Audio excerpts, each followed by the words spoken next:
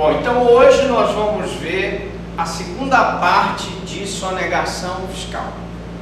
Na aula passada, nós vimos a parte geral, vamos dizer assim. Falamos do objeto jurídico, do objeto material, da questão da competência, falamos do refis, falamos do PAS, do princípio da insignificância, da autonomia da esfera administrativa. E nessa aula, nós vamos falar sobre os crimes em espécie. Começando pelo artigo 1º, inciso 2º, que diz: fraudar a fiscalização tributária inserindo elementos inexatos ou omitindo operação de qualquer natureza em documentos ou livros exigidos pela lei fiscal. Esse crime tem como elemento subjetivo o dolo, a vontade livre e consciente de praticar a sonegação. Percebam que em relação à conduta nesse crime, nós temos tanto a conduta omissiva quanto a conduta comissiva.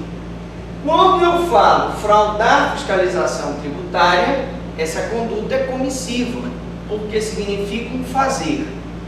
Quando eu falo inserir elementos inexatos, também eu tenho conduta comissiva. Quando eu falo omitindo operação de qualquer natureza, aí sim eu tenho uma conduta omissiva. Veja que a consumação desse crime ocorre com a supressão ou redução dos tributos. Esse crime aqui, o legislador visou proteger a fraude contra livros e documentos fiscais. Quando o legislador previu que o contribuinte podia fraudar esses documentos, ele então criou essa norma para proteger o fisco desse tipo de fraude. Vejam que há duas modalidades de fraude nesse inciso. Há a modalidade comissiva, de inserção de dados inexatos, e a modalidade omissiva, que ele deixa de prestar as informações corretamente. Esse crime aqui, ele traz uma norma penal em branco. Por quê? Porque nós precisamos da legislação do ICMS para dizer quais são os livros obrigatórios. É a legislação do ICMS que vai me dizer quais são os livros obrigatórios que o contribuinte deve ter e, consequentemente, quais o que eles podem fraudar. Nós temos aqui livros obrigatórios do ICMS, o livro de controle de produção e estoque, o livro de registro de impressão de documentos fiscais, o livro de registro de inventário, o livro de apuração do ICMS. Todos esses livros podem ser fraudados pelo contribuinte e, se assim o contribuinte o fizer, ele vai estar praticando o crime previsto no artigo 1º, inciso 2º da Lei 8.137/9. Bom, comportamento de inserção de dados admite a tentativa. Por quê? Porque o comportamento de inserção de dados é um comportamento comissivo. E nos crimes comissivos, nós admitimos a tentativa. Já no comportamento de omitir informações, não se admite a tentativa, porque é um crime omissivo. Lembrando que esse crime só se consuma com a efetiva redução ou omissão do tributo. E aqui eu dou alguns exemplos de crimes praticados contra o inciso 2º. Nós temos aqui venda de mercadorias erradas, ou seja, vende-se uma mercadoria e entrega-se outra, fraudando o fisco. É muito comum você vender gato por lebre. Você vende o gato e registra lá na nota lebre, desde que pela lebre você pague menos imposto. A questão aqui é fraudar o fisco. Se a questão é fraudar o fisco, evidentemente que se ele vende feijão, vamos supor, vende grão de bico, que é mais caro, e registra na nota fiscal o feijão, ele está fraudando o fisco. Então, essas são condutas previstas no artigo, no inciso 2º. Vamos ver agora o inciso 3º.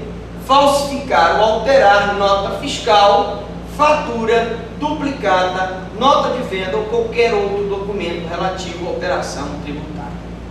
Aqui nós temos a falsificação dos documentos fiscais, nota fiscal, fatura, duplicata.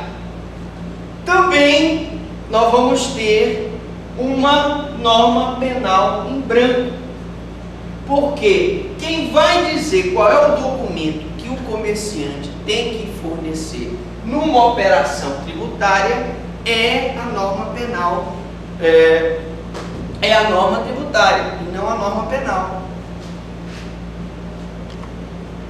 Temos aqui dois comportamentos nesse crime. Nós temos o falsificar e temos o alterar. Falsificar é a contrafação, a inovação mediante fraude.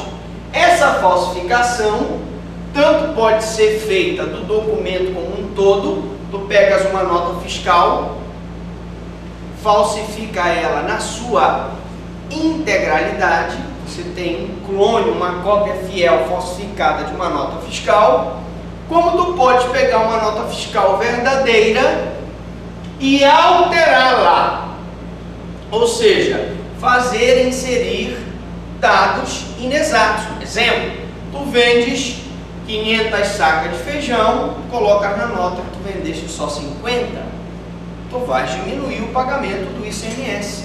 Essa é uma conduta considerada sonegação fiscal. Qual o objeto material desse crime? O que é o objeto material, gente? É a pessoa ou coisa sobre a qual recai a conduta delituosa. Nesse crime aqui, a conduta delituosa recai na nota fiscal, recai na duplicata, recai na fatura, recai no cupom fiscal que está sendo emitido. Portanto, a nota, o cupom, a fatura ou qualquer outro documento relativo à operação tributária vai ser o objeto material deste crime.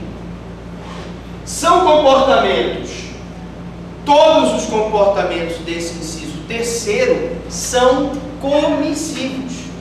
Portanto, eles admitem a tentativa.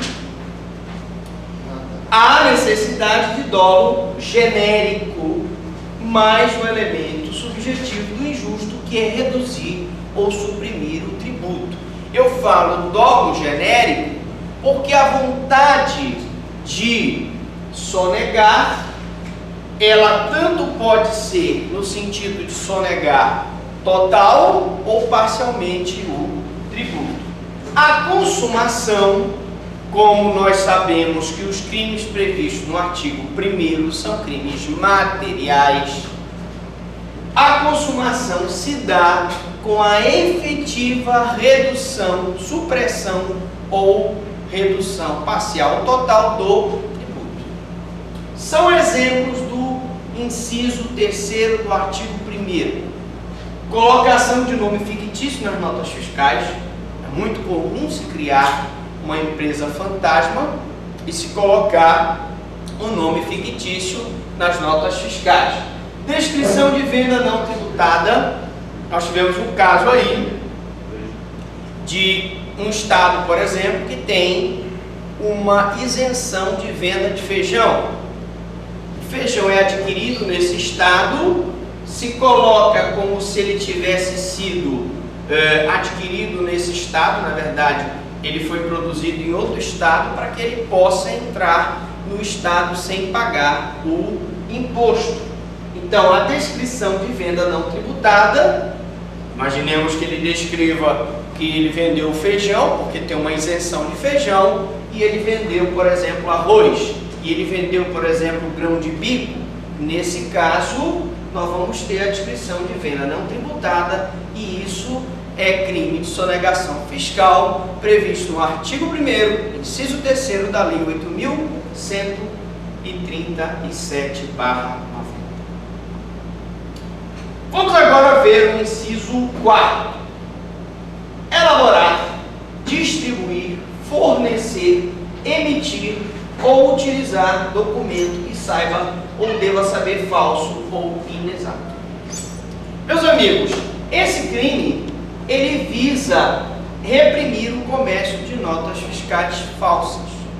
Nós todos aqui sabemos que muitos prefeitos do interior do Brasil costumam adquirir notas fiscais falsas com o objetivo de maquiar a prestação de contas.